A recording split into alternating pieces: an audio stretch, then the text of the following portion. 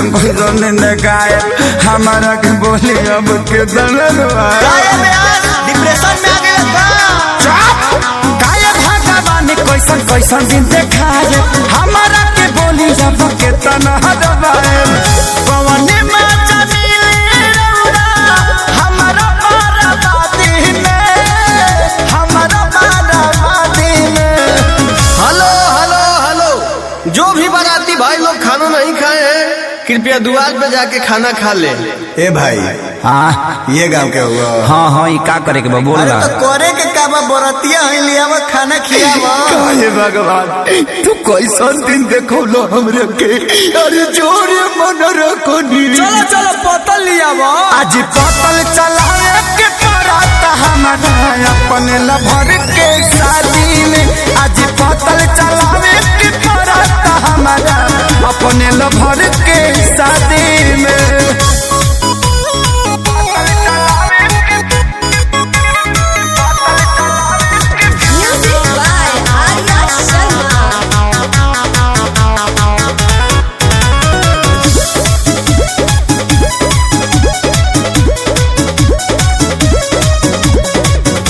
बने वाला रहनी हम जवाना कसैया ई साला बुझता रे लड़की के भैया। टेंशन मत लीजिए, गलत फैमिली हो गया होगा। बने वाला रहनी हम जवाना कसैया ई साला बुझले लड़की के भैया लाठी कोई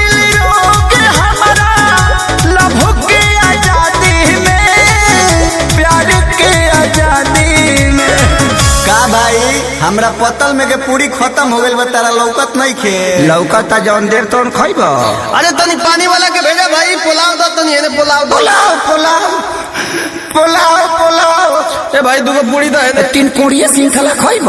ई कौन आइटम है यार? आज पतल चलावे के पराता हमारा अपने लभर के शादी में आज पतल चलावे के पराता हमारा अपने लभर के शादी में।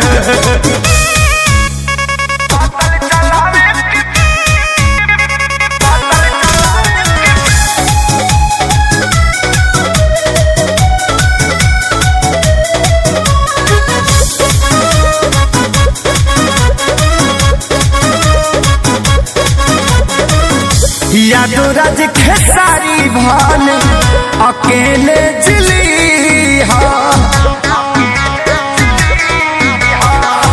बगल वाला गाँव के लड़की सन के दिल नदी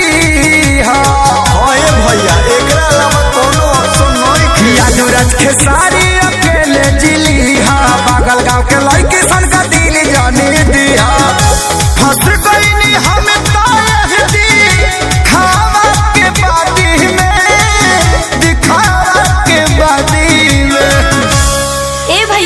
थोड़ा आइए ना इधर, काम है, आइए ना। ए भाई तारा के बोला कि जाना नहीं भैया मैं आपको ही बुला रही हूँ। हमरा के? हाँ क्या भगवान अब कतना बुरा दिन ले जाइबा हमार बता दी।